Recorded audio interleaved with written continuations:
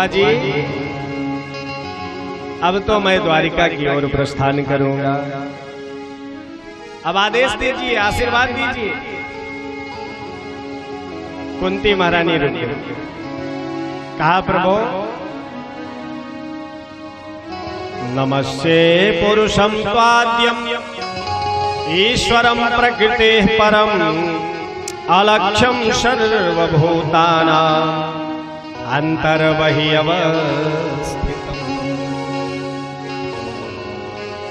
भतीजे को नमस्कार है ऐसा नहीं कह रही, नमस्ते पुरुषं त्वाद्यम् ईश्वरं प्रकृतेः परम्। नमस्कार है उस आदि पुरुष को, इस ईश्वर को, उस प्रकृति से परे परमात्मा को। अलक्ष्यम सर्वभूतानां अंतर्बह्यवस्थित, जो अंतर मन में, अंतर हृदय में विराजमान है, लेकिन फिर भी हम सब लोगों से अलक्ष्य, हमको आपको दिखाई नहीं पड़ता महाराज, लेकिन है हमारे अंदर बैठा हुआ, वो हमारे आपके अंदर बैठा हुआ है, लेकिन हम आप उसको देख नहीं पा रहे हैं। उसी प्रकार से जिस प्रकार से लकड़ी में आग बैठी हुई, हर लकड़ी में आग है, लेकिन हम लकड़ी देख रहे हैं, आग नहीं देख पा रहे हैं।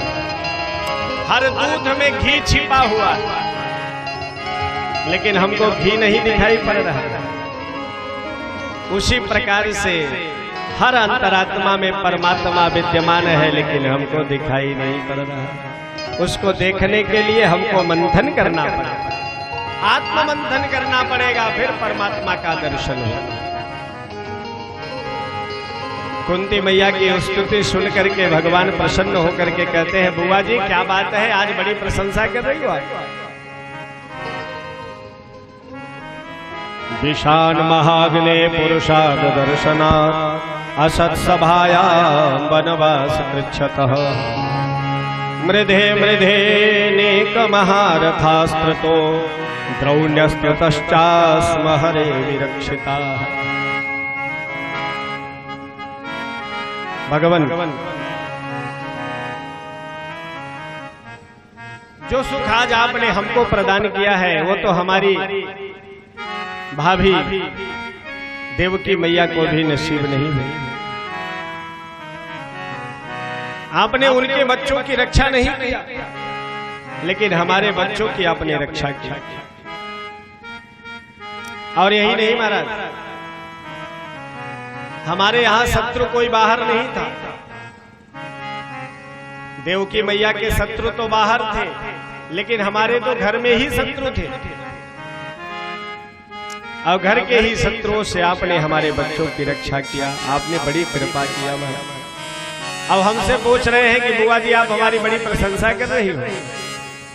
गरल सुधारि पुकरई मिताई गोपद सिंधु अनल शीतला। आपकी कृपा से महाराज हमारे पुत्र भीम को मारने के लिए विष प्रदान किया गया, और जो विष मारक था वो आपकी कृपा से तारक बन गया, बल प्रदाता बन गया। और उस विष का ही प्रभाव जो है, जो मारने वाला था वो बल देने वाला बन गया। ये आपकी ही तो कृपा है। गरल सुधा रिपु करहि मिताई और गोपद सिंधु अनल शीतला। विविध प्रकार से कुंती महारानी ने 26 श्लोकों में भगवान की स्तुति किया। अंत में भगवान कहते हैं, बुआ जी क्या बात। कुंती महारानी ने कहा, प्रभु मैं आपसे कुछ मांगना चाहती हूं। बुआ जी क्या मांगना चाहती हैं, मांगिए भी।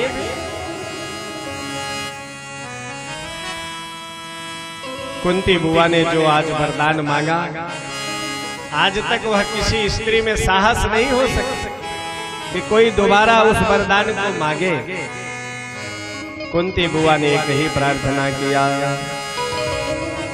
विपदः सन्तु नः शश्वत् तत्र तत्र जगद्गुरो भवतो दर्शनं यस्या पुनर्भव दर्शन। भगवान हमको विपत्ति प्रदान करो, हमारे लिए आप विपत्ति ही प्रदान करिए, हम विपत्ति में ही रहना चाहते हैं। भगवान कहते हैं बुआ जी पागल हो गई हो, अरे बचपन से लेकर के वृद्धावस्था तक सारा जीवन विपत्ति में रहा, अभी विपत्ति से आपका पेट नहीं भरा। माता पिता के यहाँ जब आपने जन्म धारण किया तो आपके पिता ने अपने मित्र को आपको दे दिया, माता पिता का भी सुख आपको नसीब नहीं हुआ। अब मित्र के घर से जब आप ससुराल में आई तो पता चला समय से पतिदेव का ही मृत्यु हो, पतिदेव सिधार गए, कोई सुख नहीं प्राप्त किया। उसके बाद घर में ही शत्रुओं से सामना करना पड़ा। छोटे छोटे बच्चों को लेकर के आपने कैसी कैसी विपत्ति झेली, अभी आपकी विपत्ति से तृप्ति नहीं हुई। कुंती महारानी कह रहे हैं प्रभु मुझे वह विपत्ति ही स्वीकार है जिस विपत्ति में आप मेरे साथ रहते हैं। वो संपत्ति मुझे नहीं चाहिए जिस संपत्ति के आते ही आप हमको छोड़ के जाने की बात कर रहे हैं। विपदो नैव विपदः संपदो नैव संपदः। भैया विपत्ति किसे कहते हैं और संपत्ति किसे कहते हैं? विपदो नैव विपदः संपदो नैव संपदः। विपद विस्मरणं विष्णो संपन्नारायण स्मृति। सबसे बड़ी विपत्ति इस संसार में वही है कि हम भगवान को भूल जाएं।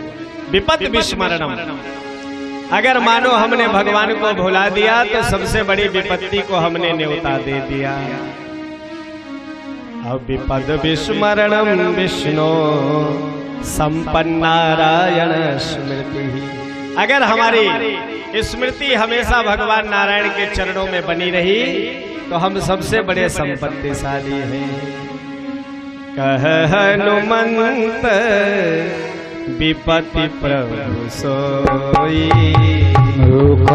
हनुमंत विपत्ति प्रभु सोई। कह हनुमंत विपत्ति प्रभु सोई। कह हनुमंत विपत्ति प्रभु सोई। जब तब सुमिरन भजन होई। जब तब सुमिरन भजन होई। जब तब सुमिरन भजन होई। जब तब सुमिरन भजन होई। सबसे बड़ी विपत्ति है और विपत्ति का कोई स्वरूप नहीं। राम सिया राम जय जय राम जय जय राम। राम सिया राम जय जय राम जय जय राम। राम सिया राम जय जय राम जय जय राम।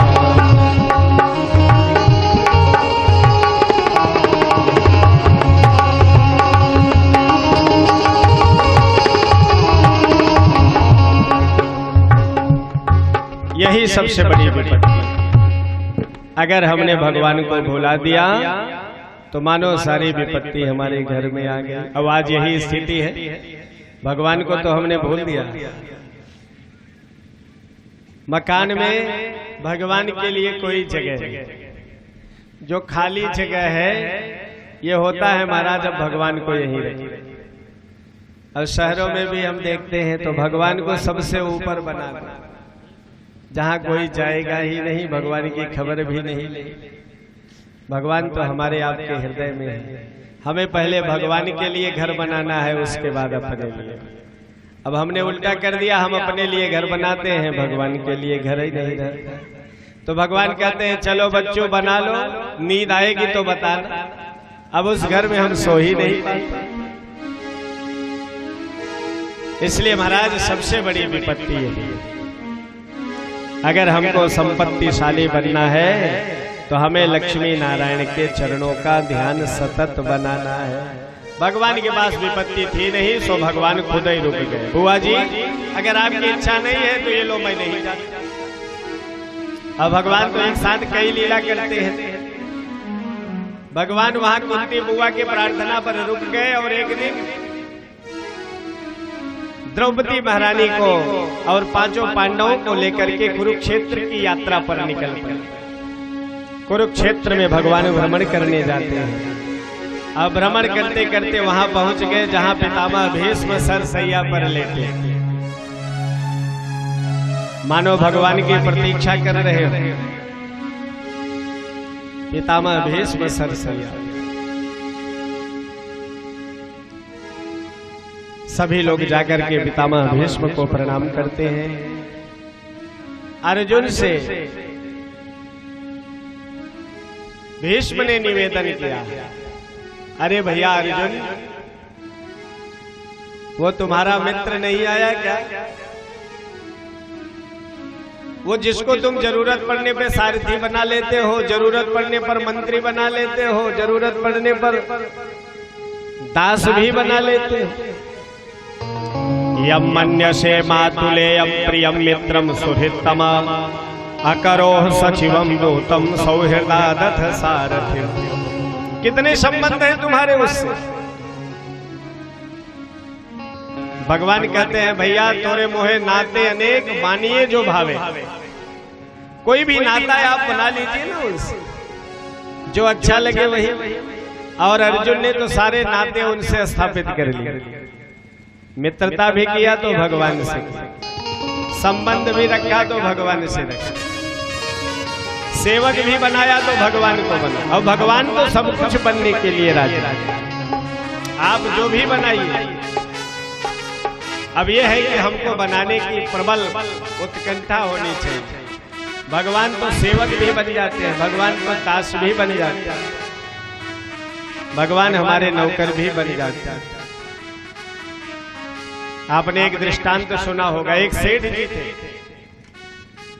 गुरु जी के यहाँ गए और गुरु जी की बड़ी आस्था से, बड़ी निष्ठा से सेवा भाव किया। सेठ सेठानी दोनों वयोवृद्ध कहे, महाराज आपका आश्रम तो बड़ा दूर है, कोई ऐसा उपाय बता दीजिए जिससे भगवत प्रीति बनी रहे, भगवान की सेवा होती रहे और भगवान की कृपा प्राप्त हो जाए। अब रोज रोज नहीं आ पाऊंगा, हर गुरु पूर्णिमा पर नहीं आ सकता महाराज,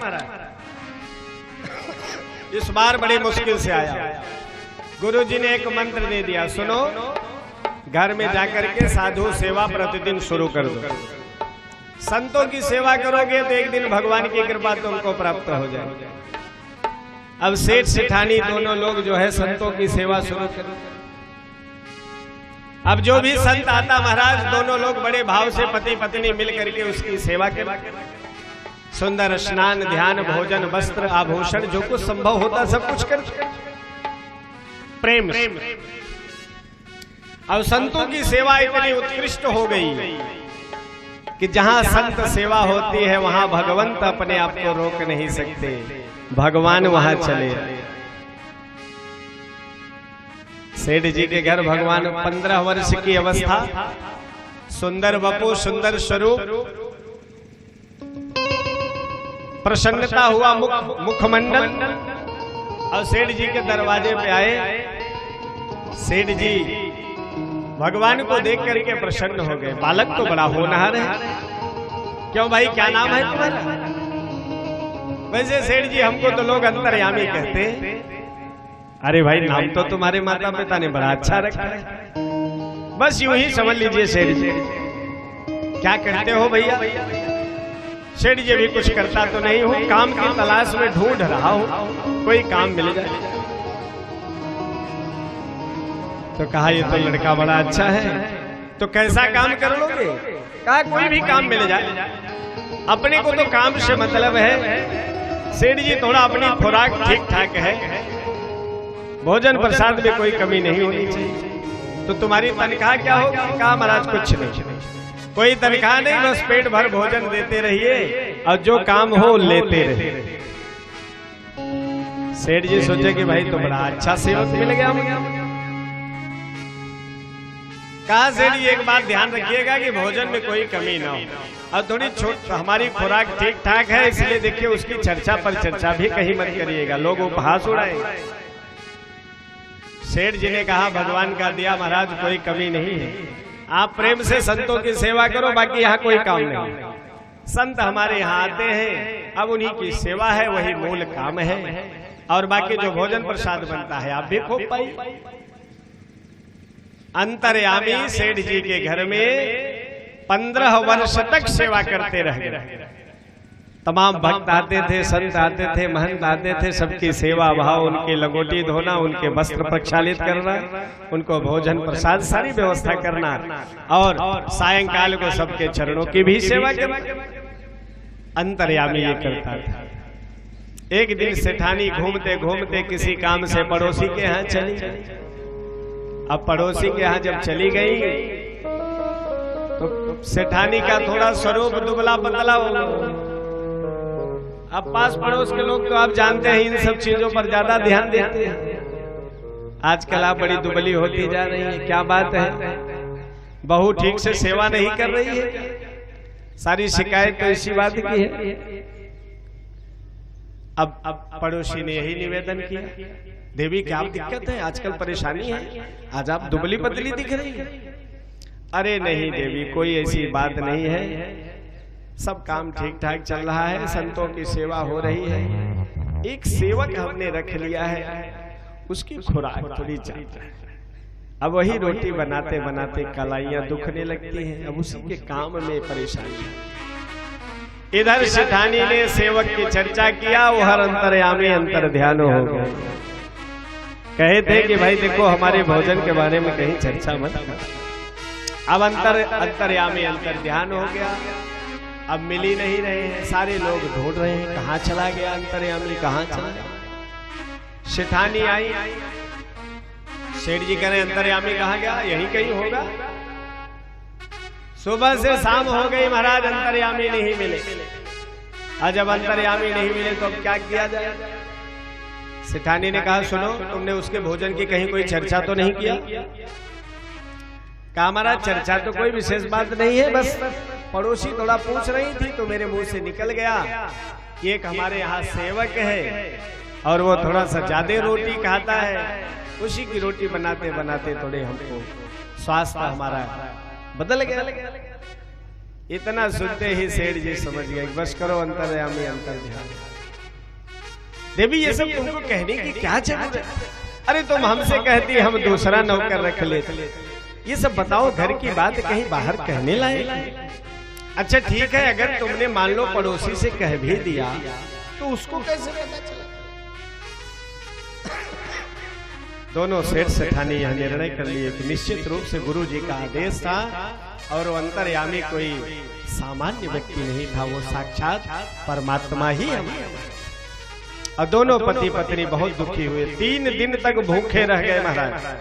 चौथे दिन भगवान को आना, अब भगवान अंतर्यामी स्वरूप धारण करके आए और अपने उस सेठ सेठानी के यहाँ मंगल किए। भगवान कुछ भी बनने के लिए राजी है, लेकिन हम बनाना तो चाहे। जो भी स्वरूप में आप चाहोगे भगवान का, उसी स्वरूप में आगमन हो जाएगा।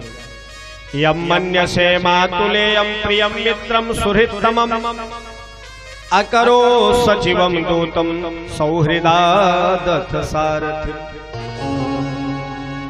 जैसे ही भगवान का अर्जुन ने भीष्म पितामह ने ध्यान किया, भगवान सामने आकर के खड़े हुए। बाबा आपने मुझे याद किया? अरे मैं आपके सामने खड़ा हूँ, आदेश करें, क्या आवश्यकता है, क्या सेवा कर सकता हूँ? बस महाराज कोई सेवा नहीं है, अब तो एक ही सेवा बची है।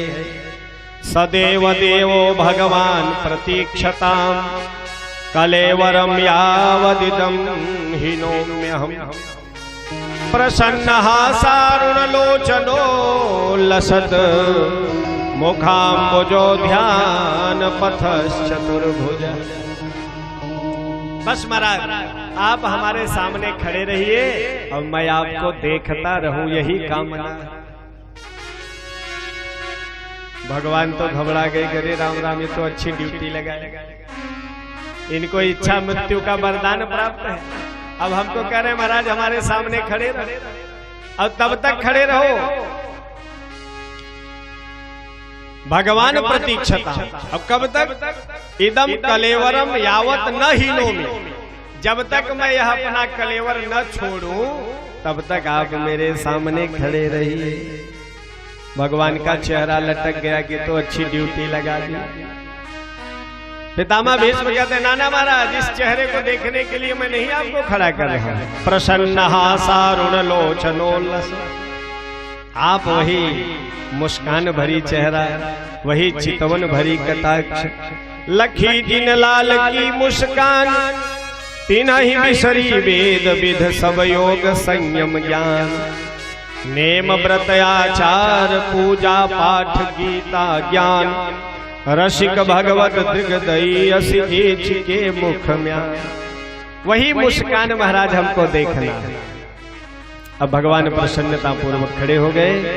अब प्रसन्नता पूर्वक खड़े होने के बाद युधिष्ठिर को आगे कर दिया, कहा राजन अब अपने पितामह भीष्म से आप राजनीति की सारी शिक्षा प्राप्त कर लीजिए। इस समय महाराज पितामह भीष्म प्रसन्न है। अब अपना सारा अनुभव आपको बता देंगे। देखिए हमको बुजुर्गों से उनके जीवन का अनुभव सीखना चाहिए। जब हम उनके पास बैठेंगे, उनसे मिलेंगे, उनके चरणों की सेवा करेंगे तो अपने जीवन के अनुभव बताएंगे जो किसी किताब में लिखी नहीं मिलेगी। महाराज आज भगवान ने महाराज युधिष्ठिर को यही आदेश दिया और पितामह भीष्म उपदेश दे दिया। दान धर्मान राज धर्मान मोक्ष धर्मान विभागसः, स्त्री धर्मान भगवत धर्मान समासव्यास योगतः। सारे धर्मों का ज्ञान प्रदान किया। सबसे पहले दान धर्म बताया। राजा को दानी होना चाहिए, अब प्रतिदिन कुछ न कुछ दान करना चाहिए। और जो राजा दान नहीं करेगा तो महाराज उसकी संपत्ति लुप्त प्राय हो जाएगी, नष्ट प्राय हो जाएगी। क्योंकि जो देता रहता है वह नया नया स्वरूप धारण करता रहता है। जो देगा, कहते हैं कुएं का जो जल है वो हमेशा प्रदान करता है, इसलिए उसमें मिठास बनी रहती है। वो हमेशा देता है इसलिए वो मीठा है। और सागर जो है वो सब लेता ही लेता है, देता कुछ नहीं है। और जो लेता है महाराज वो खारा हो जाता है, फिर उसका कोई जीवन में उपयोग नहीं रहता है। इसलिए सबसे पहले दान धर्म की प्रशंसा की, दान धर्मान। और उसके बाद राज धर्म, राजा को उसकी दंड नीति उत्कृष्ट होनी चाहिए। अगर कोई पाप किया है, अनाचार किया है, दुराचार किया है तो राजा को सख्त हो जाना चाहिए। राजा को धर्मवान होना चाहिए, धर्मनिष्ठ होना चाहिए। और राजा को चाहिए कि अपने प्रजा का अपने पुत्रों की भांति पालन करे। मोक्ष धर्मान, मोक्ष धर्म की प्रशंसा किया। और स्त्री धर्मान, स्त्री धर्म की जब बात आई महाराज, राजा को चाहिए कि अपने राज्य में स्त्रियों की अपने प्राणों की बाजी लगा करके उनकी रक्षा करें। स्त्रियों के आबरू के, स्त्रियों के इज्जत की, स्त्रियों का सम्मान। यत्र नार्यस्तु पूज्यन्ते रमन्ते तत्र देवता। महाराज जिस घर में, जिस राज्य में नारियों का सम्मान होता है, माताओं का सम्मान होता है, माताओं से स्नेह पूर्वक वार्तालाप होती है, वहां आप जान लीजिए कि सभी देवता आकर के निवास करते। और जहां नारियों की ताड़ना होती है, जहां नारियां प्रताड़ित की जाती हैं, वहां की दशा आप लोग खुद देख सकते हैं, हमको बताने की जरूरत नहीं। और जैसे ही स्त्री धर्म का वर्णन करते हैं पितामह भीष्म, द्रौपदी महारानी खड़ी थी, उनको हंसी आ गया। वाह वाह, आज सरसैया पे लेटे हो तो आपका ज्ञान कंठ खुल गया है, हंसी आ गई। पितामह भीष्म ने पूछा देवी तुम क्यों हंसी, क्या बात है? बस यूं ही महाराज हंसी आ गई कुछ सोच कर। ना ना, जो कुलीन स्त्रियां हैं, जो उत्तम कुल की स्त्रियां हैं, वो अनायास नहीं हंसती है। स्त्रियों के हंसने में बहुत बड़ा रहस्य छुपा हुआ। अंत में द्रौपदी महारानी ने वह बात बता दिया। प्रभु, आपका यह ज्ञान उस समय कहाँ था जिस समय ऋतु काल में हमारी साड़ी खींची जा रही थी, हमारा आवरण उठ रहा था, तो बता दो। पितामह भीष्म ने क्या उत्तर दिया, आप विचार करके सुनो। पितामह भीष्म ने कहा, देवी, उस समय मैं पाप का धन खा रहा था। उस पाप का जो है अन्न खाने की वजह से हमारी मति मलिन हो गई थी, बुद्धि नष्ट हो गई थी। आज उस अन्न के सारे रक्त को तुम्हारे पति अर्जुन ने एक एक बाण भेद करके सब बहा दिया है। अब ये जो मेरा शरीर बचा हुआ है ये परिष्कृत है, विशुद्ध है। अब इसमें किसी प्रकार का लेश मात्र का पाप का भक्षण नहीं हुआ। इसलिए आज मैं वह बात तुमको बता रहा हूं। देखिए, जैसा आप अन्न खाएंगे वैसे मन की गति होगी महाराज। इसलिए आहार शुद्ध हो, सत्व शुद्धि। हमें भोजन पर विशेष ध्यान देना है। आज हमारा भोजन बिगड़ गया।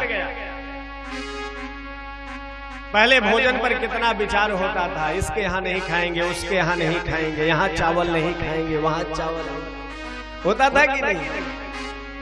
आजकल महाराज भोजन के लिए हम लोग दीवाने बने हैं। कोट पैंट टाई पहन करके दौड़ते हुए भोजन करने जाते। अब ऐसा भोजन करते हैं कि लोग देखते हैं, बताइए कोई भोजन हो रहा है। और इसी भोजन की भोरी भोरी प्रशंसा करते हैं, थाली लेकर के खाते। खादन्न गच्छामि हसन्न जल पे। नीति ये कहती है कि खाते हुए दौड़ना नहीं चाहिए, चलना नहीं चाहिए। आज हमारे शास्त्रों में जो जो बातें बताई गई है, ठीक सब उसका उल्टा होता जा रहा है और सारी स्थिति उलट जा रही है। ये जितनी विडंबनाएं हमारे आपके समाज में व्याप्त हैं, उसकी देन हम आप स्वयं हैं। अगर हम आप आचरण से रहते तो ये विडंबना न आता। आज घर घर में जो समस्याएं हैं, पहले ही दिन जब मैं यहाँ आया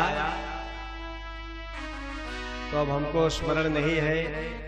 एक महोदय यही निवेदन किए कि महाराज, आप लोग तो जगह जगह कथा वार्ता करते हैं, लोगों को संदेश सुनाते हैं, बताते हैं। यही बताइए कि आज घर घर में बड़ा विघटन उत्पन्न हो गया,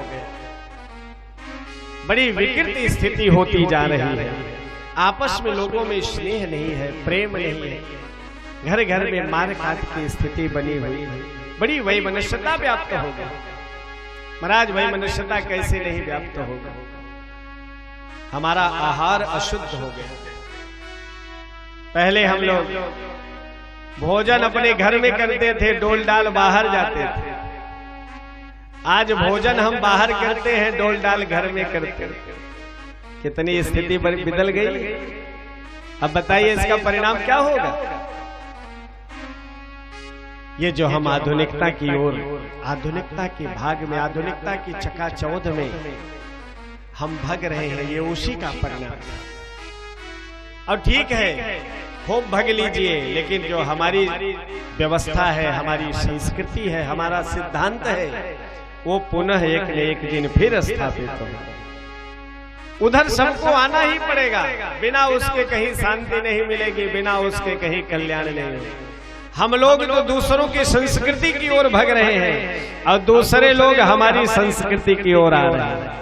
पाश्चात्य सभ्यता के लोग हमारी संस्कृति को प्रणाम कर रहे हैं, हमारी संस्कृति का अवलिंगन कर रहे हैं। नित्य संध्या वंदन उपासना पूजा पाठ कर रहे हैं महाराज। शिखा सूत्र धारण कर रहे हैं, धोती अगौछा धारण कर रहे हैं, और हम लोग उनकी नकल मार रहे हैं। कहां से हमारा कल्याण होगा? आज पितामह भीष्म ने इस प्रकार से सुंदर उपदेश प्रदान किया और उसके बाद भगवान से अंतिम प्रार्थना करते हैं कि महाराज, हमारी एक बिटिया है और इसको आप वरण कर लीजिए। भगवान आश्चर्यचकित रह गए कि महाराज, आपने आजन्म बाल ब्रह्मचर्य का व्रत धारण किया, आपको बिटिया कहां से उत्पन्न हो गई? कहा महाराज हमने अपनी बिटिया को बहुत पढ़ाया लिखाया, इतनी पढ़ी लिखी आपकी बिटिया है कि उसके योग्य कोई वर ही नहीं मिला। कहा महाराज नहीं मिला तभी तक तो आज तक वो कुंवारी है, अब आप आज मिले हो, अब आप आज उसका वरण कर ही लो। तो महाराज आपकी बिटिया का क्या नाम है? कहा महाराज हमारी बिटिया का नाम है मती, मती देवी। हमने अपनी मती को ही अपनी कन्या मान लिया। और ये बहुत पढ़ी लिखी है, जिसका क्या भाव है? कहा महाराज ये वितृष्णा, हमारी मती में किसी प्रकार की कोई तृष्णा नहीं, न सुतेषणा है, न वित्तेषणा है, न लोकेषणा। यही तीन ईष्णाएं हैं जिनमें हम आप रातों दिन पच रहे हैं। ये वितृष्णा है। इति मत उपकल्पिता वितृष्णा। माघ का महीना आ गया, शुक्ल पक्ष आ गया और एकादशी की तिथि आ गई। ये सारे जब अनुकूल हुए और उसी समय पितामह भीष्म ने अपना प्राणोत्सर्ग किया, अपना शरीर पूरा किया। देखते देखते भगवान के श्री चरणों में उनके हृदय से निकली हुई ज्योति भगवान में समा गई। बोलिए भक्तवत्सल भगवान की जय हो। तो दोस्तों मेरी आपसे हम्बल रिक्वेस्ट है, अगर आपको वीडियो पसंद आया हो तो प्लीज वीडियो को लाइक और शेयर करना मत भूलिएगा, और प्लीज प्लीज प्लीज इस चैनल को सब्सक्राइब जरूर कर लीजिए, क्योंकि मैं ऐसे वीडियोस अपलोड करता रहता हूं। और सब्सक्राइब करने के बाद उस बेल आइकन पे जरूर क्लिक कर दीजिएगा ताकि कोई भी न्यू वीडियो आपकी मिस ना हो सके। तो दोस्तों प्लीज एक humble request, please subscribe to our channel. नमस्कार, आपका दिन शुभ हो।